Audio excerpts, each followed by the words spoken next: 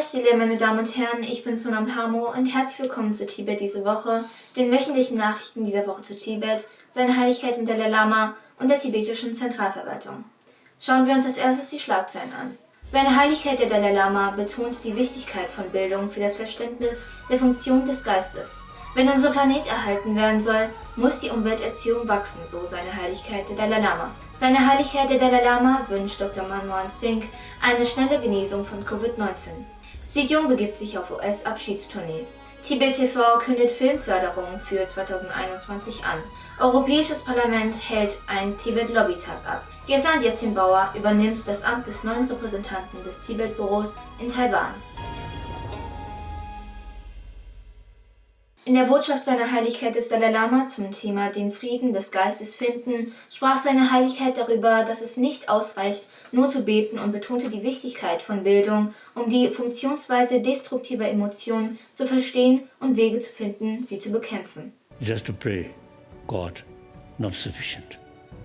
We must have knowledge.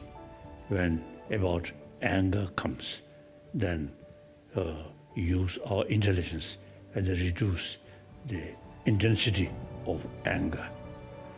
Karuna, increase compassion, then anger automatically reduces. In ähnlicher Weise appellierte seine Heiligkeit am Tag der Erde 2021 an die Menschen in aller Welt, sich um die Umwelt als einen wesentlichen Teil im alltäglichen Leben zu kümmern. Indem er seine persönliche Erfahrung schilderte, erwähnte seine Heiligkeit, wie er die Reinheit der tibetischen Umwelt erst erkannte, nachdem er ins Exil gekommen war, und wie die moderne materielle Entwicklung zur Verschlechterung des Lebens auf dem ganzen Planeten beigetragen hat. Seine Heiligkeit der Dalai Lama schrieb an den ehemaligen indischen Premierminister Dr. Manmohan Singh, um sein Mitgefühl und seine Besorgnis über die Nachricht auszudrücken, dass dieser positiv auf Covid-19 getestet wurde. Seine Heiligkeit betete für die schnelle Genesung von Dr. Manmohan und drückte seine Hoffnung auf ein baldiges Ende dieser Pandemie aus. Sikyong Dr. Lobsang Singhi von der tibetischen Zentralverwaltung trat am Freitag letzter Woche eine offizielle Reise nach Neu-Delhi und in die USA an. Sikyong wird einen Höflichkeitsbesuch in Washington D.C. machen, um sich mit den neu gewählten Mitgliedern der Biden Administration zu treffen. Sikyong wird auch die tibetischen Gemeinden in den USA besuchen, um sich von ihnen zu verabschieden. Tibet TV, die Abteilung für Information und internationale Beziehungen, CTA, hat die diesjährige Auslagerung von Filmproduktionen und die Förderung der Starthilfekosten angekündigt. Tibet TV hat dieses Projekt in den letzten 4 Jahren durchgeführt, um angehende tibetische Filmemacher in der Exilgemeinde zu ermutigen, kurze Spiel- oder Dokumentarfilme für Tibet TV zu drehen. Das Thema des diesjährigen Filmstipendiums ist Tibeter erinnern sich an die Flucht ins Exil. Angehende Filmemacher können ein Stipendium von insgesamt 2,5 Lakh Rupien, ca. 2.800 €, in Anspruch nehmen. Für weitere Informationen besuchen Sie die offizielle Website www.tibet.net.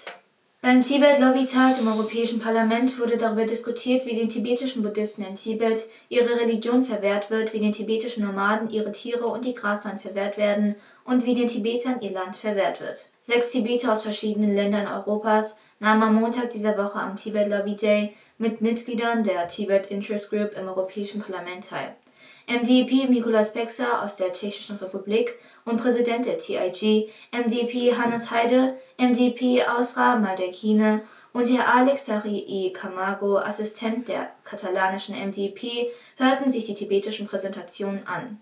Die tibetischen Redner sprachen über verschiedene Themen, die von Religionsfreiheit, der Bedeutung von Bildung und der tibetischen Sprache bis hin zur Umwelt und der Bedeutung des tibetischen Hochlandes reichten. Die Mitglieder des Interessengruppe Tibet wiesen auf die Aggressivität der chinesischen Einflusses in der Europäischen Union hin und appellierten auch an die Tibeter, sich nicht selbst zu verbrennen. Der Repräsentant Dashi Pünzo sprach über die Außenpolitik der CTA, die Aufgaben des Tibet-Büros in Brüssel und den Ansatz des mittleren Weges. Gesand Yetsin-Bauer, ehemaliger Koordinator für chinesische Angelegenheiten in Office of Tibet in Canberra, übernahm formell das Amt des neuen Repräsentanten des Office of Tibet in Taipei von dem scheidenden Repräsentanten Dao Tsering während einer kurzen Übergabezeremonie am Donnerstag dieser Woche.